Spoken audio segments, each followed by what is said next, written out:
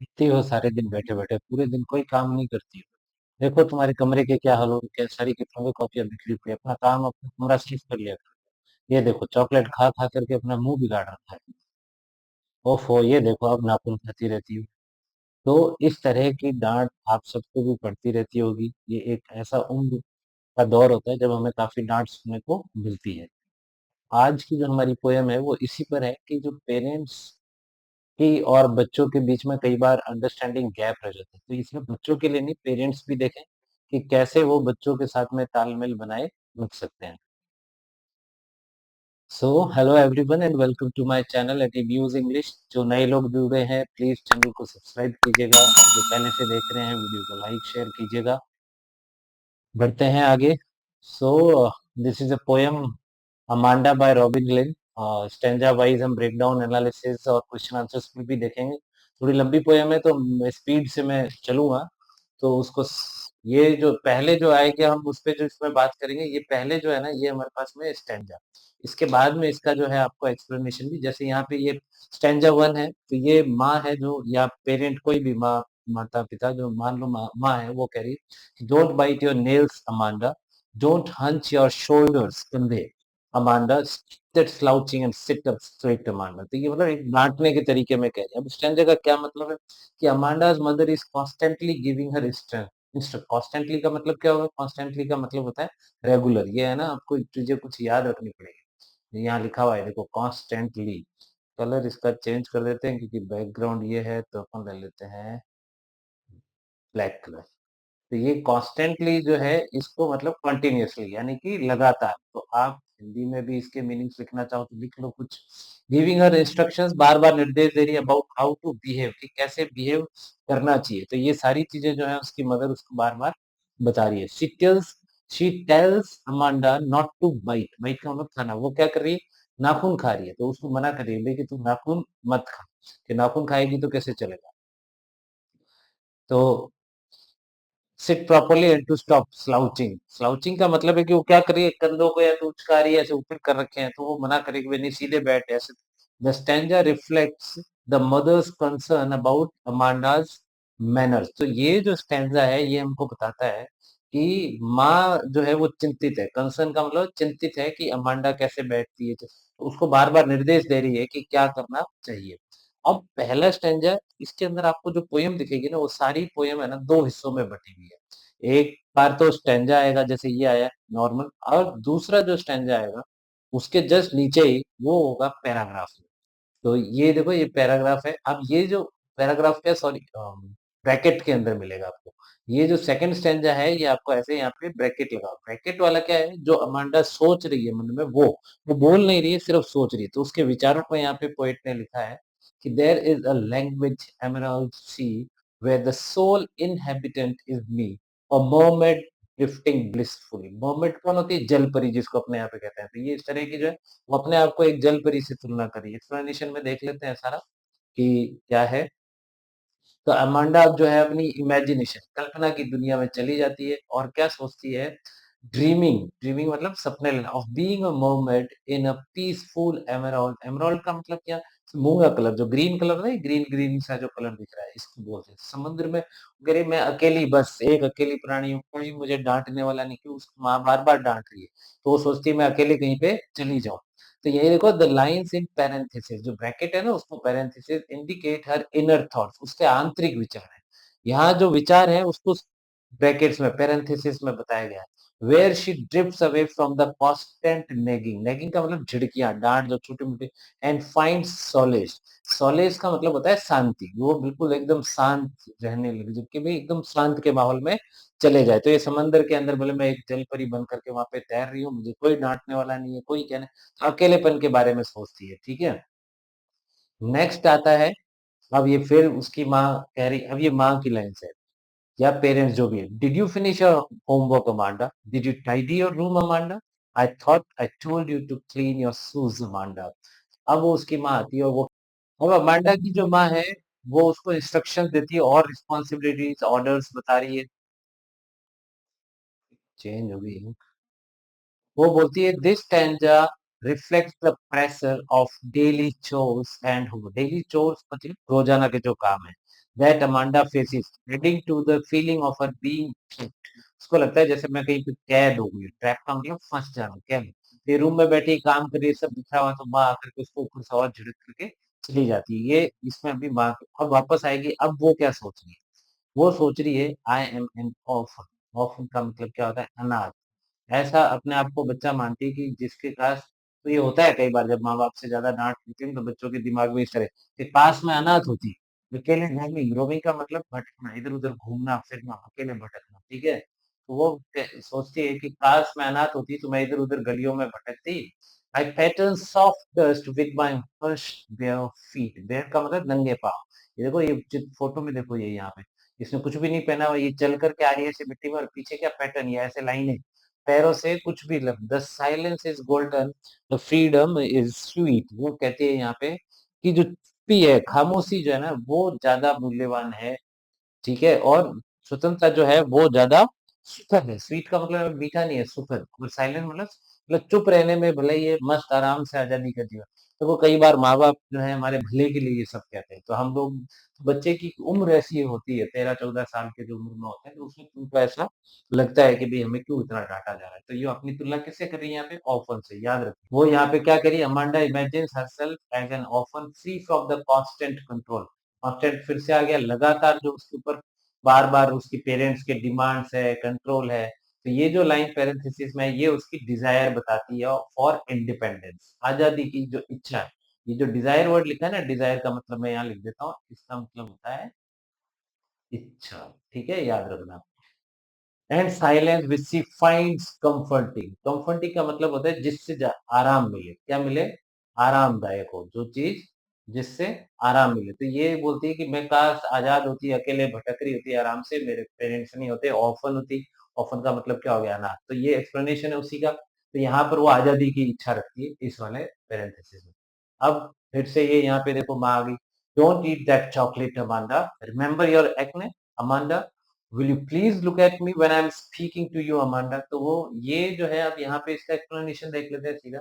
अब अमांडा की माँ जो है उसको criticising her for eating chocolate है, वो चॉकलेट्स खा रही है और उसको वार्निंग करी भी, तेरे मुंह पर जो है ना एक्ने पिंपल्स होते हैं ना, छोटी छोटी फुंसी, वो हो गए, और तू फिर भी chocolates, and demands attention while talking.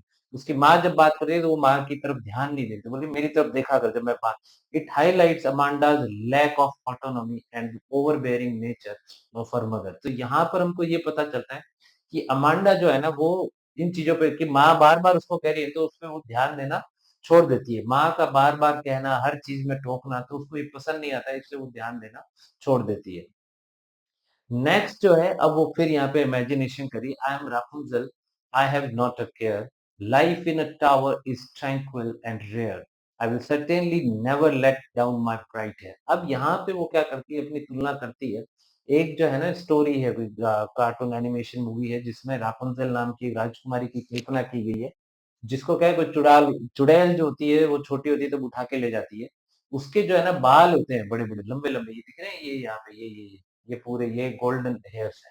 तो ये बहुत लंबे बाल इसके आते हैं, तो इसको वो चुड़ैल उठा के एक जंगल में, एक ऐसा टावर, ये जो दिख रहा है फोटो, फोटो पे देखिए आप, ये जो है ना ये टावर एक ऐसा बना देती है जिसमें इसको ऊपर अकेले को रखती है, राजकुमारी को।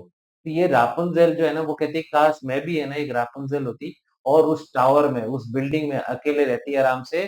She prefers this isolation. Isolation देखो, कोरोना में खूब नाम चला था, आइसोलेट कर दो। आइसोलेट का मतलब क्या था? अलग थलग कर देना, एकदम अकेला कर देना। तो अलग थलग या अकेलापन। तो आइसोलेशन का मतलब, ये मैं आपके आइसोलेशन का मतलब यहाँ लिख रहा हूँ, ठीक है? अकेले में रहना या अकेलापन। तो वो कहती है काश मैं जो हूँ अकेले रह रही होती, मुझे कोई कुछ कहने वाले। ट्रैंक्विलिटी, ट्रैंक्विलिटी का मतलब होता है पीसफुल, शांति एकदम, है ना? यही लिखता हूँ, यहीं से आप देख लेना, ट्रैंक्विलिटी का मतलब यहाँ लिख देता हूँ। ट्रैंक्विलिटी का मतलब होता है ये वाला मीनिंग, है ना? शांति। बोले काश मेरे को वहां पे, this again shows her desire to escape. Escape मतलब बच करके, control and live on her own terms. Terms and condition, शर्तें, अपनी शर्तों पर वो जीना चाहती, कि मैं अकेली रहती, और मैं तो अगर रापुंज़ेल होती ना, मैं अपने बालों को कभी वापस नीचे नहीं गिराती। क्यों? वो चुड़ैल जितनी बार जाती थी वापस आती थी ना, तो उसमें रापुंज़ेल क्या है, बाल नीचे गिराती, चुड़ैल वो बाल पकड़ के ऊपर। तो ये कहती है मैं तो ऐसा चाहती हूँ तो मैं बिल्कुल अकेले रहती, किसी को भी नहीं बुलाती। नेक्स्ट जो है, अब फिर से माँ कह रही stop that sulking at once Amanda, you are always so moody.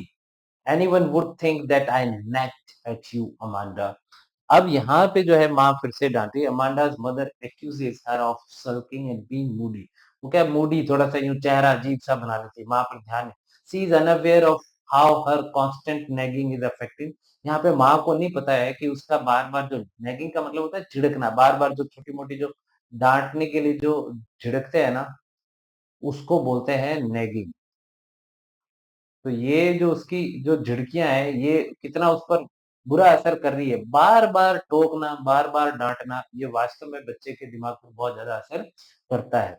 Is affecting, affecting का मतलब प्रभावित कर रही है। तो अमांडा को बहुत ज़्यादा, तो वो डाँटे कि तुम है ना, इतनी मूडी हो गई हो, कैसी हो गई हो, ये सारे जो है उसके बारे में कह रही है। तो सल्किंग का मतलब होता है खराब मूड में होना।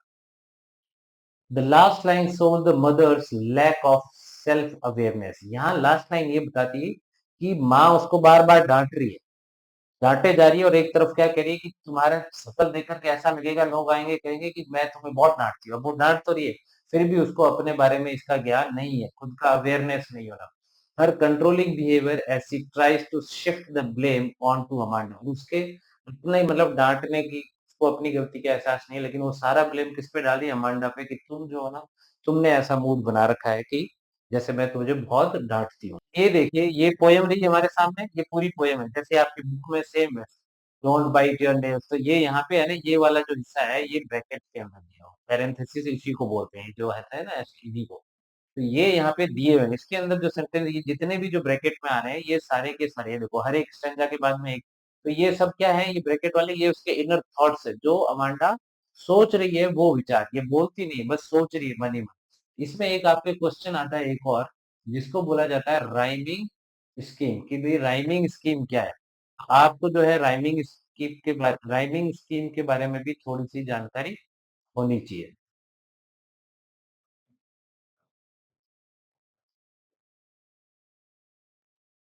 तो यहाँ जैसे राइमिंग स्कीम क्या होती है, लास्ट के जो लेटर्स है, जो स्वर है, वो एक जैसे आने, जैसे यहाँ पे अमांडा, अमांडा, लेकिन यहाँ पे आ गया स्ट्रेट नॉट, फिर आया अमा। जो पहला स्वर अगर एक जैसा आ रहा है, तो इसको हम बोलेंगे ए, इसको भी बोलेंगे ए, पहली जो ध्वनि है। अब ये ए यहाँ पे चेंज होगी। ए के बाद क्या आता है? बी। फिर यहाँ पे वापस ये अमांडा ऊपर वाले से मिल रहा है, तो ये क्या हो गया? ए। तो यहाँ जो पहला स्टैन्ज़ा है, उसकी राइमिंग स्कीम होगी ए, ए, बी, ए। तो ये हमारी यहाँ पर पहली राइमिंग स्कीम हुई। तो दूसरे स्टैन्ज़ा में चलते हैं, तो ए हो गया, अब यहाँ पे नई साउंड आ गई, ठीक है? देखो इनको मिलाओ, सी, मी, पीसफुली, सबके पीछे ई की ध्वनि आ रही है, सी, मी, फुली। अगर एग्ज़ाम में ये एक ही स्टैन्ज़ा आ रहा है ना, तो आपको ही लिखना है, क्योंकि आपके सामने एक ही स्टैन्ज़ा है, पूरी पोएम नहीं है। तो आप इनके लिए लिख के आइए, लेकिन अब ऐसे ये दोनों स्टैन्ज़ा आ गए, तो ये हो गए, और ये वाली जो है, ए भी हो गई, बी यहाँ पे आ गई, तो बी के बाद अगली साउंड जो है, बी के बाद क्या आता है? सी। तो ये तीनों हमारे पास में क्या हो गए? सी, सी। ए, ए, बी, ए हो गया ऊपर, और इसके बाद में हमारे पास में आ गई सी, सी। तो ये जो है तरीका होता है पोएम का। वापस से सेम है, यहाँ पे देखो ये अमांडा, अमांडा, फिर यहाँ पे सूज़ और फिर अमांडा। तो यहाँ पे फिर से क्या हो जाएगा?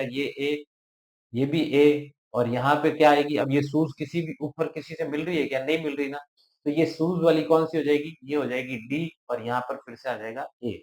तो ए, डी, ए, ये राइमिंग। तो आपके तो एक ही स्टैन्ज़ा आएगा, इसलिए कोई ज़्यादा इसके बारे में सोचने की ज़रूरत नहीं है। बस आपको पता होना चाहिए कि कैसे हमको मिलानी है, तो ध्वनियों को मिलाना है। तो इसको बोला जाता है राइमिंग स्कीम। याद रखिएगा, अब ये राइमिंग स्कीम पे क्वेश्चन आता है, what is the rhyming scheme of the above stanza. तो स्टैन्ज़ा जितना आपके सामने है, आप 4 लाइनें, 8 लाइन से जितनी भी लाइन है, आपको उसकी राइमिंग स्कीम्स बनानी आनी चाहिए।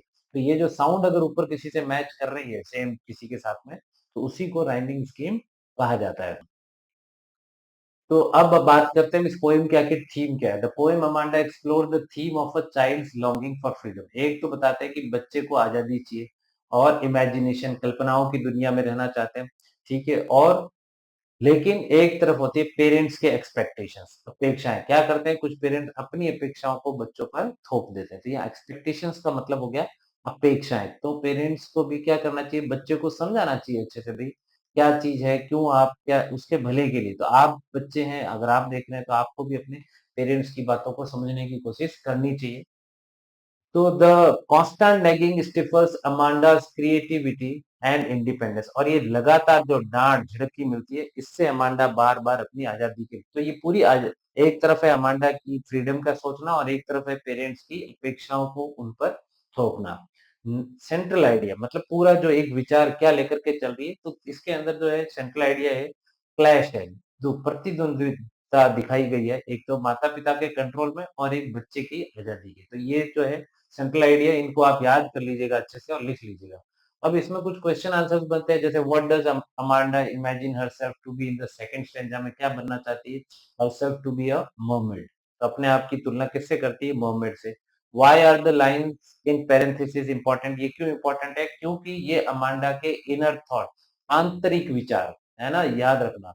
ये अमांडा के आंतरिक विचारों को बताते हैं, जो ब्रैकेट में जो दिए गए हैं, अभी मैं आपको पूरी है ना इसके बताए गए। वेयर शी एस्केप्स इनटू, वो बच करके कहाँ जाती है? अपनी कल्पना की दुनिया में। टू अवॉइड, अवॉइड का मतलब टालना। द कांस्टेंट, कांस्टेंट मतलब लगातार, नैगिंग एंड कंट्रोल, इनसे बचना चाहती है। अब कुछ क्वेश्चंस और देख लेते हैं। Who is Amanda? अमांडा कौन है? Amanda is a young girl who is constantly being instructed, जो इसको लगातार उसकी माँ जो है क्या कर रही है? डांटे जा रही है, इंस्ट्रक्शंस दे रही है। हिंदी ट्रांसलेशन आप पढ़ सकते हैं। सेकेंड फिर क्वेश्चन है, why does Amanda imagine herself as a mermaid? अपने आप की तुलना जल परी से क्यों करती है? क्योंकि Amanda imagines herself as a mermaid to escape the nagging, अपनी माँ की डांट से समझ गए वही है। तो she envisions a peaceful and care free life in the sea, वो सोचती है कि मैं समंदर में जाऊंगी तो मैं वहां पे शांत रहूंगी, और ये इसका है आजादी का प्रतीक है। तो ये सारे आपको ट्रांसलेशन नीचे मिल जाएंगे। What do the lines, parenthesis में जो लाइन है ये पहले भी आ गया, दोबारा वही सेम है। Why does Amanda think of herself? अब वो रापुंजल से क्यों तुलना करती है? Amanda imagines because she desires, क्या करती है? Isolation, उसको आजादी और अकेलापन चाहिए। तो ये कुछ वर्ड्स को इंपॉर्टेंटली आप अंडरलाइन करके नोट करेंगे तो आपको याद, और सब में कुछ चीजें हैं, कॉन्स्टेंट इंस्ट्रक्शंस, कॉन्स्टेंट नैगिंग, ये बार बार आ रहे हैं। तो इसको दिमाग, सॉलेश मतलब शांति, एकदम उसको शांति चाहिए। तो ये कुछ वर्ड्स है ना, दिमाग में फिट कर लेना। What kind of life does Amanda want? Amanda को किस प्रकार का अमांडा बहुत इंपॉर्टेंट है, तो ये तो पक्का आप जो है ना थीम है, सेंट्रल आइडियम सब। Amanda wants a life filled with freedom, ऐसी जिसमें आजादी हो, पीस जहाँ पे शांति हो, एंड इमेजिनेशन जहाँ वो अपनी कल्पनाओं को पूरा कर सके। She dreams of living in her own world, वो अपनी ही दुनिया में जीना चाहती है जो कि फ्री हो, और उसके ऊपर लगातार किसी प्रकार का कंट्रोल नहीं हो, ना उस पर कोई एक्सपेक्टेशंस, उम्मीदें, उम्मीदों का भार हो, ठीक है? अपेक्षाएं, उम्मीदें, एक्सपेक्टेशन, तो इन सारी चीजों से वो है ना दूर रहना चाहती है। How does Amanda's mother address her in the poem? Amanda की माँ जो है उसको कविता में कैसे संबोधित करती है? गिविंग हर कमांड्स, बार बार उसको निर्देश दे रही है, उसको बोल रही है अच्छे से रहो, घर के काम सही से करो। तो ये सारी चीजें इसके अंदर आ जाएगी कि वो किस तरीके से बिहेव करती है। फिर अमांडा अपने माँ के निर्देशों का जवाब क्यों नहीं देती है? Why does Amanda not respond to her? Amanda does not, क्यों नहीं? Because she mentally escapes into her fantasy, कल्पना की दुनिया में। फैंटेसी का मतलब है अवॉइडिंग द कंट्रोलिंग, ताकि अपनी माँ की डांट, माँ डांटे जा रही है वो सुन ही नहीं रही है, वो अपनी दुनिया में खो गई है बस। तो ऐसे बच्चे हो जाते हैं कि किस तरीके से डांट से, इसलिए बार बार ज्यादा भी डांटना किसी को नहीं चाहिए। व्हाई डज अमांडाज मदर से anyone would think that I nag at you? तो कहते हैं देखो अमांडा क्यों कहती है सार्कास्टिकली से दिस, बिकॉज शी फील्स मिन, उसको लगता है मिसअंडरस्टैंडिंग हो रही है, और उसकी बेटी जो है ना उसकी बात को समझ नहीं पा रही, जबकि वो बार बार डांट रही है, फिर भी वो ऐसा कह रही है कि भाई तुम बूढ़ी हो, तुम खराब हो। तो ब्लेम ले दे करके किस पे? अमांडा पे डाल दिए सारे के सारे। फिर यहाँ पे है एक और, how does the poem highlight Amanda's desire? कैसे हाईलाइट करते हैं? तो वो उसमें आप ये लिख सकते हो, विविड इमेजिनेशन, अलग अलग उसकी कल्पनाएं हैं, जैसे मर्मेड बनने की, ऑर्फन बनने की, रापुंजेल बनने की। तो ये सारे आप तीनों इमेजिनेशंस लिखेंगे तो इस क्वेश्चन का आंसर हो जाएगा आपके लिए बिल्कुल आसानी से। थैंक यू सो मच, और प्लीज सपोर्ट कीजिएगा, चैनल को लाइक सब्सक्राइब कीजिएगा। इन क्वेश्चन आंसर्स को 2-3 बार आप पढ़ेंगे तो आपको याद हो जाएंगे। Thank you so much.